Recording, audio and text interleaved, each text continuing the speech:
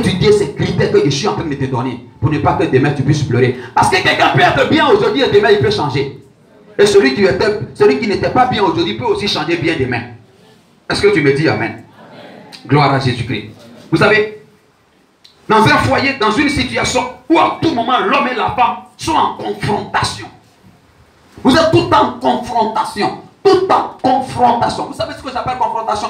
Tout le temps des histoires à ne point finir dans une maison. C'est le signe évident et palpable que soit vous n'êtes pas compatibles. Parce que deux personnes qui sont faites pour rester ensemble se comprennent. Pourquoi? Quand j'appuie mon pied là, je pince mon pied. Est-ce que je vais ressentir la douleur? Je ne vais pas ressentir. Je vais ressentir ça. Donc, si je fais du mal à mon épouse, je dois ressentir la douleur naturellement. Et je dois me dire, waouh, je lui ai fait du mal.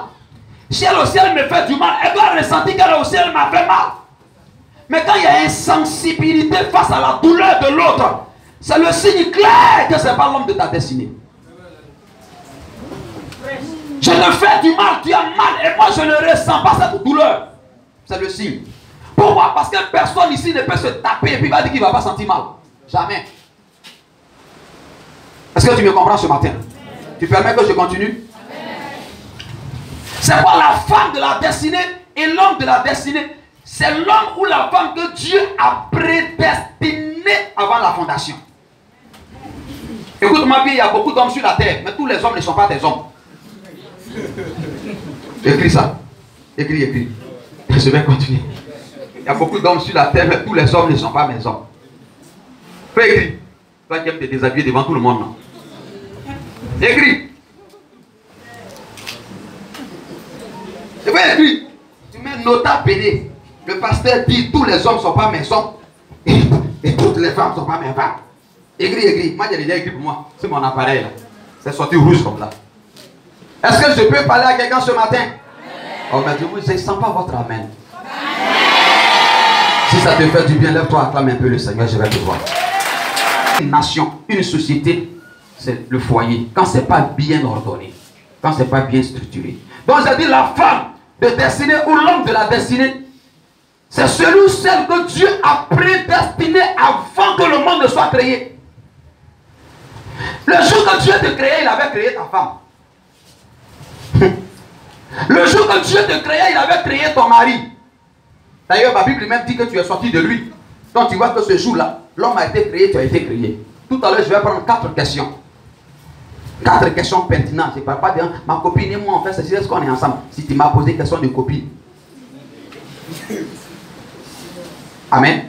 Est-ce que je peux continuer? Vous savez, l'homme de la destinée ou la femme de la destinée, pour ceux par exemple qui ont la grâce d'avoir un véhicule, ou bien qui ont peut-être un engin comme une moto. J'ai mon véhicule et puis il y a une pièce qui se gâte dedans. Et mon véhicule c'est Toyota.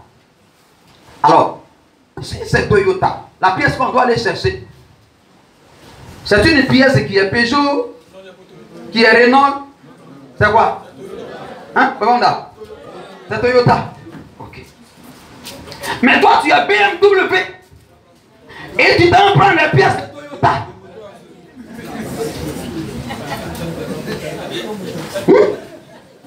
Tu es BMW et te voilà avec des pièces de Toyota. Ça veut dire que ce n'est pas ce qu'on appelle voiture. Tu devrais demander. Alors la question que je voudrais que nous nous posons ce matin, comment trouver sa femme ou l'homme de sa vie? Proverbe chapitre 18 verset 22. Pasteur, tout ce que tu dis là c'est intéressant. Faut pas on va faire, on n'a qu'à faire, faut pas on va faire, on n'a qu'à faire. Bon, nous-mêmes on est déjà mouillés. Mais s'il va dire, je vais donner conseil à ma petite soeur. Comment on doit faire pour trouver la femme de sa vie et puis l'homme de sa vie? Comment il faut faire? Parce que c'est important de savoir ça. C'est important. Proverbe chapitre 18 verset 22. Qu'est-ce qu'ils ont écrit? Proverbe 18, 22. Écoute bien ce que la Bible dit. Proverbe 18, 22 dit ceci. Celui qui trouve une femme trouve le bonheur. Celui qui a trouvé une femme trouve le bonheur. Et maintenant, si tu as trouvé la femme que tu n'as pas le bonheur, ça veut dire quoi? C'est que tu ne l'as pas trouvé. On dit celui qui trouve une femme trouve le bonheur. Écoute-moi. La Bible dit quoi? Celui qui fait quoi? Répète encore. Celui qui trouve une femme. Je te regarde là, mon esprit s'ouvre. C'est pas pour prophétiser, non. Celui qui trouve une femme, fait quoi? Trouve le bonheur. La Bible ne dit pas celui qui trouve la femme. Une femme. Une femme. Une femme. Par rapport à ton rêve, à ta mission, si tu trouves Une femme. une, cette seule femme-là, toi qui as 3, 4 femmes-là, c'est de toi qu'on parle. Ouais. Celui qui trouve une femme, ça veut dire celui qui trouve la femme de son rêve. Celui qui trouve la femme de la mission que Dieu lui a confiée. Celui qui trouve celle qui lui est compatible. A trouvé quoi? Le bonheur. Pourquoi généralement dans nos foyers il n'y a pas de bonheur? Parce que chacun de vous s'est marié à l'homme qu'il ne faut pas et à la femme qu'il ne faut pas. Ouais. Vous pensez que le bonheur là c'est les enfants? Écoutez, le bonheur dans un foyer c'est pas enfant. Vous pouvez ne pas avoir enfant dans le foyer, mais quand c'est l'homme de ta vie, c'est la femme de ta vie, vous pouvez vivre tout le bonheur qu'il faut. Ce n'est pas les enfants qui envoient le bonheur.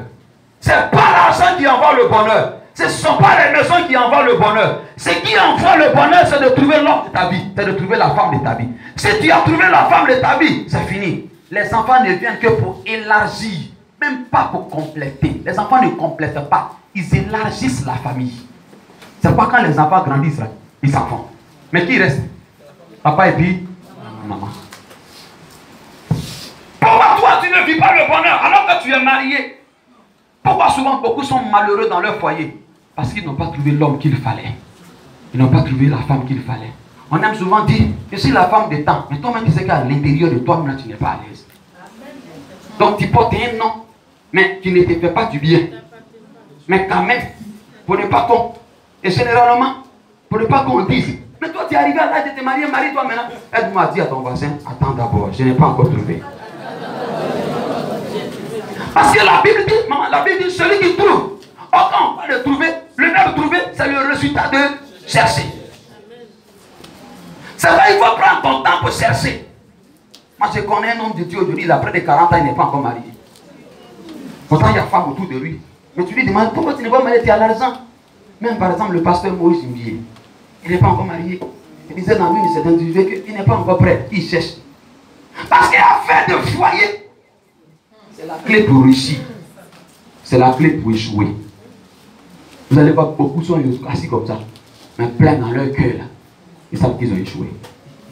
Demande à ton voisin, c'est pas de toi qui parle.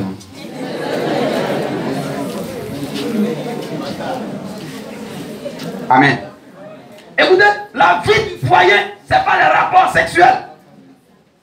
Si tu penses que ton foyer c'est un rapport sexuel, écoute-moi, même les animaux là aussi font rapport sexuel. Donc le foyer c'est pas ça. Le foyer c'est pas enfant. Et ceux-là ils ont enfants, ils sont heureux. Les enfants ne rendent pas heureux. C'est ta femme qui te rend heureux. C'est ton mari qui te rend heureux. Je disais la fois passée à mes pasteurs, qui est un homme qui est respecté, c'est celui que sa femme respecte d'abord. Tout le monde peut te respecter, mais si ta femme ne te respecte pas, tu n'es pas un homme. Les gens peuvent aussi t'honorer au dehors, mais si ton mari te déshonore, tu n'es pas aussi une femme. C'est pas, cher monsieur, chère madame, chacun de nous n'a qu'à faire l'effort d'honorer sa femme et que la femme fasse l'effort de respecter son mari. Touche ton voisin, il faut lui dire, est-ce que tu comprends ce qu'il dit là? Est-ce que tu as touché ton voisin même? Alléluia. Alors donc, la question centrale que je mets en face de nous, parce que puisque tu es en train de dire, il faut se marier à la femme qu'il faut.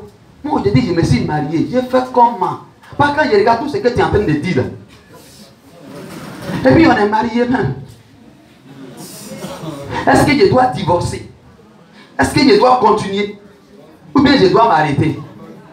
La première information que je voudrais te donner en ce qui concerne le mariage, dès qu'on met les pieds dedans, on ne sort plus. Que ce soit la bonne femme, que ce soit le mauvais mari, que ce soit le bon mari, que ce soit la mauvaise femme ou la bonne femme, tu es condamné.